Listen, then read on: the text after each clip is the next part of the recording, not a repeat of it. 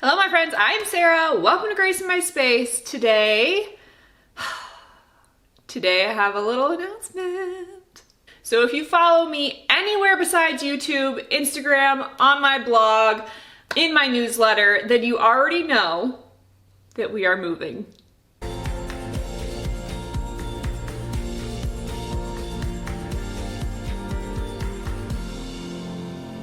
So I'm gonna share the backstory, all the whys and the whens, but in today's video first, I would love to share some packing and some moving tips for anybody who might be having the same situation on the horizon. I've moved a couple of dozen times, and in that time, not only have I learned things on my own, my mother has taught me a lot. She was a military wife, and so we moved all the time growing up.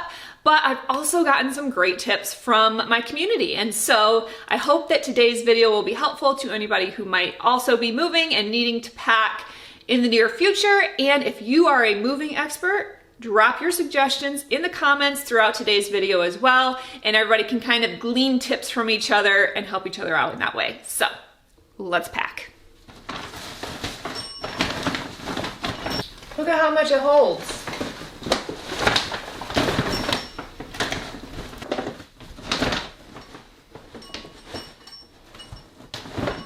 These bags are fantastic for really oddly shaped items like a basket with a tall handle, and then I'm laying this long tray right on top of that, and then that zips up really nice where it wouldn't fit into a box. I'm using one for all of my faux florals, which is really nice to just fit it right into a bag. I have 1, 2, 3, 4, 5 huge thick pillows on this one, and I'll squish them down and be able to shut that really easily. These bags are great for anything not breakable, odd shapes, pillows, blankets, florals, baskets. I'm really appreciating the value of these, and they're reusable. So when we're done moving, we can fold them back up and use them for anything. Make sure and get a few different size boxes. The medium ones are my favorite because they allow you to fit a lot, but they make sure that you don't overpack really heavy items. I use these specifically for pieces that are really heavy, because if I were to put like a bunch of really heavy things into the large size boxes, I wouldn't be able to lift the box, and also the box loses a lot of its stability because the heavy items will bust through the bottom. So the medium size boxes are great to kind of limit yourself before you overpack. Also, fragile stickers are a lifesaver. Now, I found all of these old sheets in our bathroom closet that we never used. Didn't even know they were in there. Little treasure trove of cushion that I don't have to buy, because let me tell you what, bubble wrap goes quick and it's expensive. So I've been using things like old towels, old sheets, blankets, pillows to put on the bottom of my boxes when I have really heavy items that I don't want to break. And then it gives a little bit more cushion on the bottom, especially with movers moving these, and then protects those a little bit more from any damage. So if you have old bedding or pillows or anything that you don't want after your move, still use them as packing materials, and then you can get rid of them after you're done. Now I've picked a color for every room or by category. So decor, closet, basement is all purple, and then I put it so that you can see it on at least 3 sides of the box and labeled where it came from, as well as exactly what's in it and to what area of the house it will go to at the new place. And that way it's a little bit easier, instead of opening every single box, to know where to point people to put things, and then also when I need it, which box to open. Having this color code system was a lifesaver once the movers were already moving boxes in, because I could glance at the color and tell them exactly where it needed to go instead of having to look at every box. One of the best things that you can do for your future self once you get to your new home is to have purged before packing.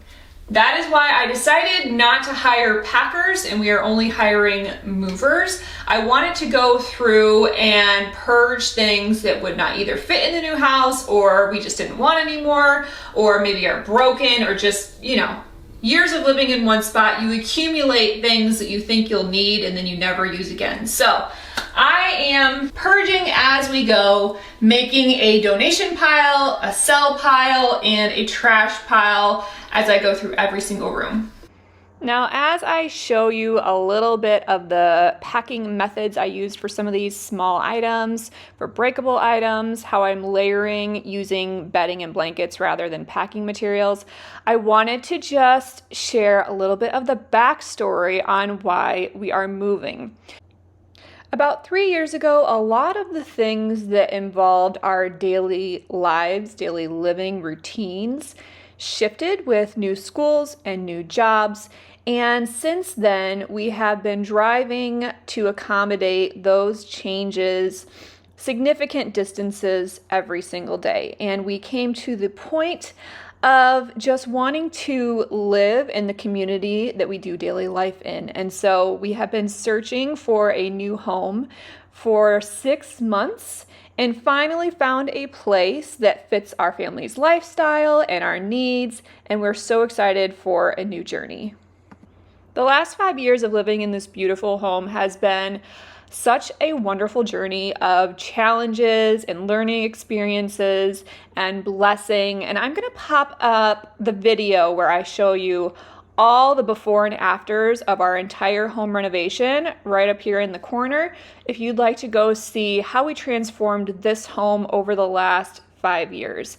In our next home, we're going to be doing the same thing. It will be a complete fixer-upper, full home remodel, and I'm really excited to take you guys along on the journey. Now back to some packing and moving tips. If you are able to go into a local newspaper, a lot of the times they have rolls, their end rolls of paper that they will give you at a very deep discount, if not free, and you can use that for great packing materials.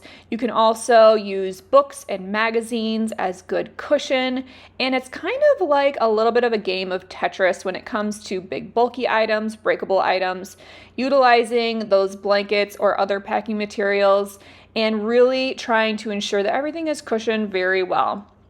One of your biggest assets will be packing like items in the same box. Similar shapes and sizes is going to go a long way in making sure that you can fit as much as possible into one box in a safe manner. And then just making sure that everything is snug and tight and won't shift once it's in the box is a key point in making sure that your valuables are going to arrive safely. Now, if you choose to use the blanket method, like I'm showing you in several rooms, just make sure and note on the top of your box what blankets are inside of each box so you're not hunting for them. I will link my favorite packing materials for you in the description if you are in need of these.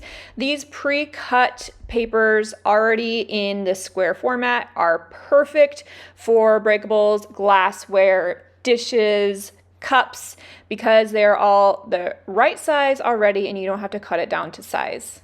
It works great to get into a system with a packing buddy. Someone wraps, someone else packs, and someone can note what's in each box and do your colored tape as you go.